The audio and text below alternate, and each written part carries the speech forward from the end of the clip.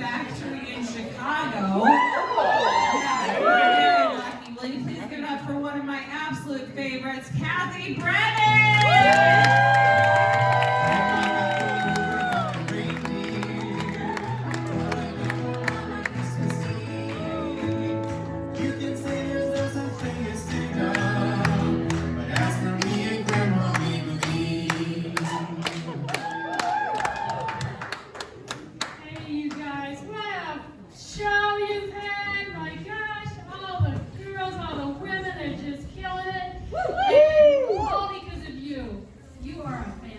Audience, give it up for yourself. Pay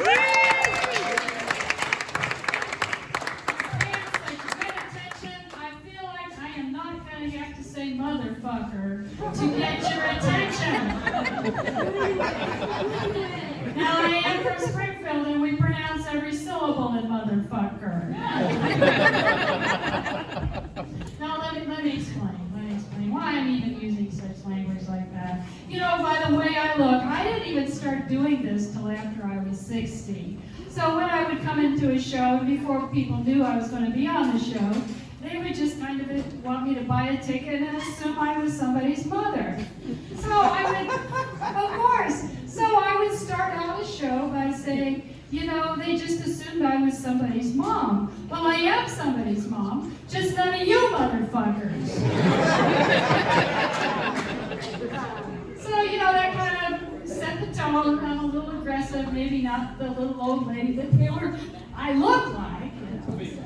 One night I was doing a show. I use it regularly to start out. And I did a show not too long ago. It was a Sunday night. I don't know, for some reason I thought the crowd looked kind of conservative. And I was planning to use that line, but I thought, you know, maybe I shouldn't say motherfucker. So at the last minute, I decided I would just water it down and say, I am somebody's mom, just none of you chuckleheads. Which isn't even funny.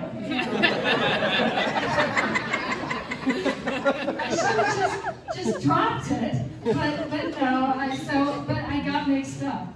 And this is true. I went out there and I said, well, I am somebody's mom, just none of you chuckle fuckers.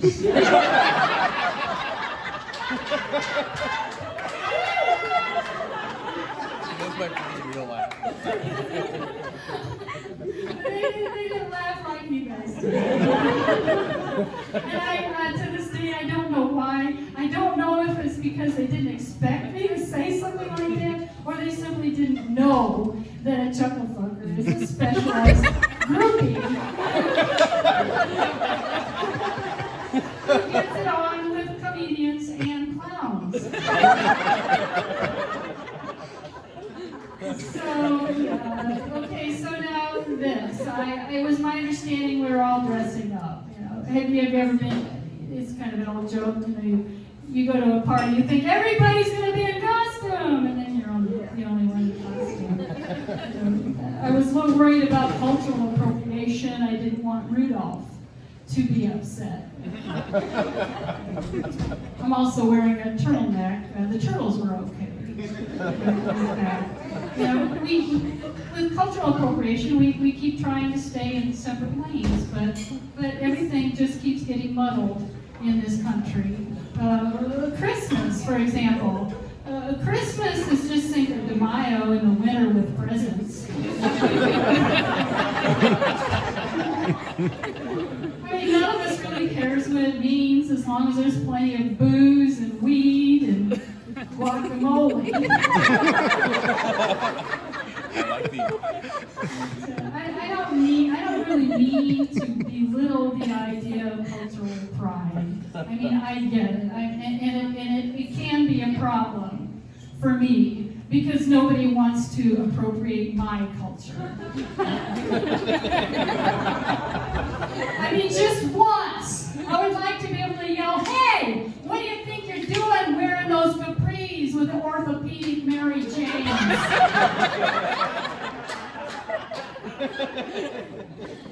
Fanny packs are important to my people, you know.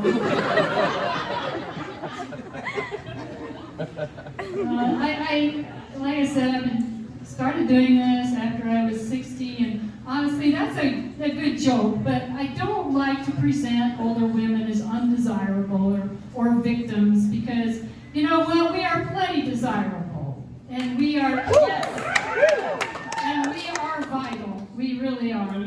We've got it going on. But you know, sometimes society makes us feel invisible. And maybe it's just your eyebrows. I just got my eyebrows tinted, so that when I get up in the morning, I realize that I still exist. We got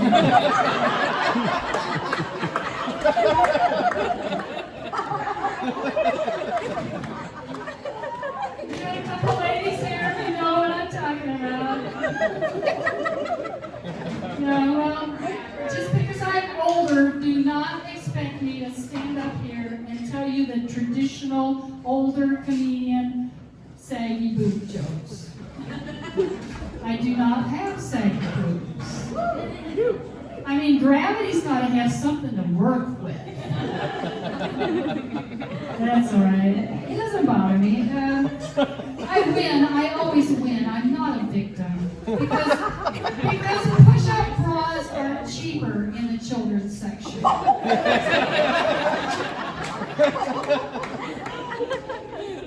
They are, true story.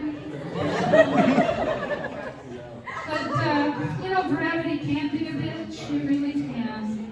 Especially when I'm trying to lift my suitcase up into the overhead compartment in the airplane, and I can only get it this far. And I don't like to ask for help. So now my strategy is to go to find a guy sitting on the aisle. He's already got his seatbelt on, looking comfortable. I just look him in the eye and I say, you know, it might be in your best interest to help me with this suitcase. I don't like to make it about me.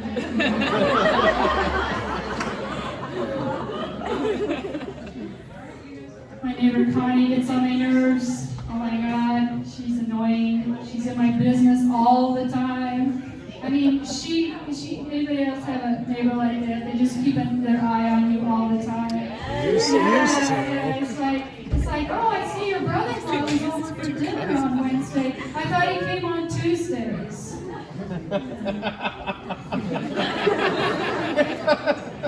Sorry, Connie, I guess I got mixed up about that. I mean, she is in my business so much. She is like one of those automatic toilets that flushes when you're still sitting on it.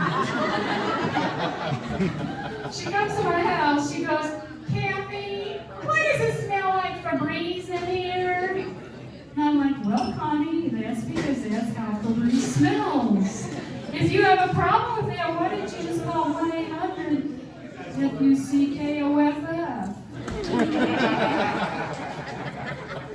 She goes, Kathy, I don't understand what this gender fluidity is all about. Can you explain that to me? And I go, well, Connie, it's kind of like this. It's a continuum. And I think you can relate. Because sometimes you're a bit of a dick. And other times, like right now, you're a real cunt.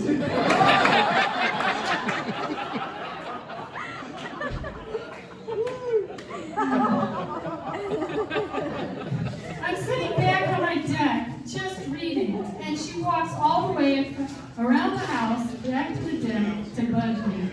And she says, Kathy, I've got a brochure. I'm selling essential oils. You want to buy some essential oils? Oh, I've got something that's going to be really good for you and your husband in the bedroom. It'll spice up your love life. And I go, Connie, that's kind of crossing the line. That's personal. Besides, Mr. Ben and I do just fine. Febreze works fine for us.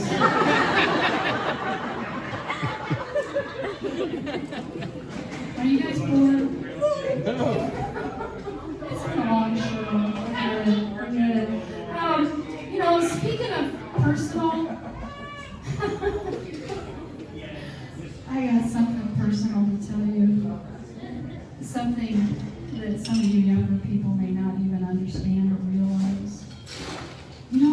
parts of you that feel good. God made it feel good. For a purpose.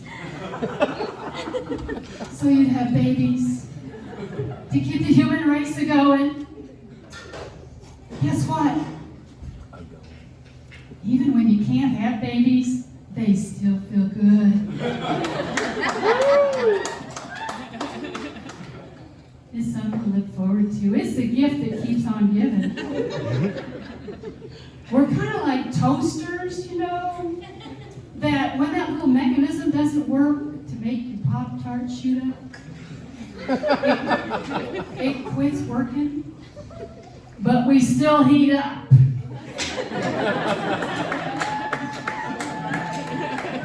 There's still electricity in the house, y'all. Sex after menopause is like getting an extended warranty. Because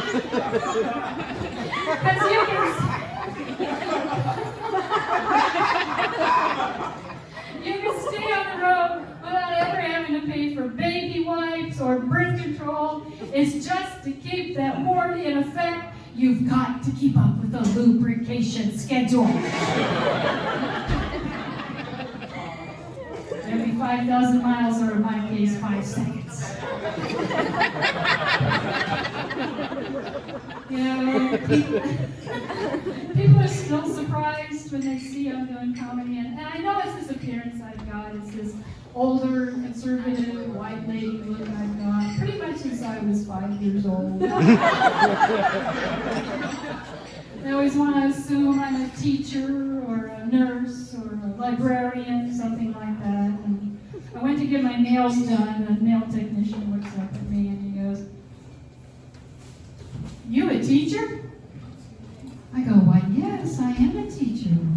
In fact, I teach exotic dancing. We're putting in a poll at the library if you want to come by. Just ask for me by name. They call me Hot Flash."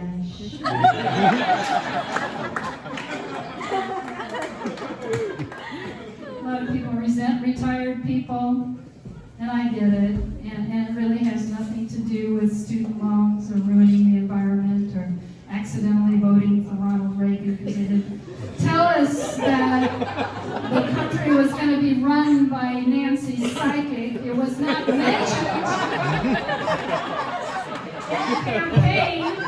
How are we to know? No, it's not those things. It's turn signals. Because we never turn them on or we never turn them off.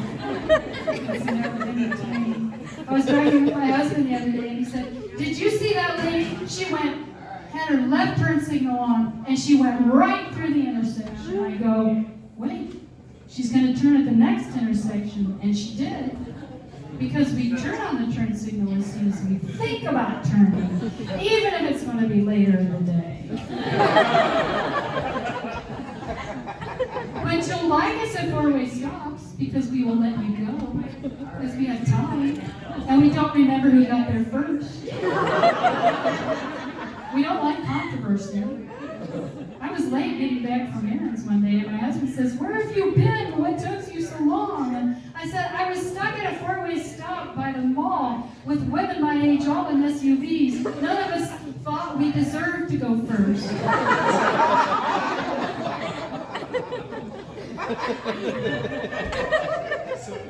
We were just sitting there doing our Kegels. So we wouldn't pee our pants.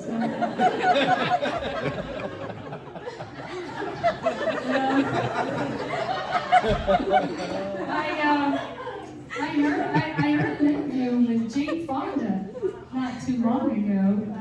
She said nobody over the age of 70 needs to have sex. You believe that?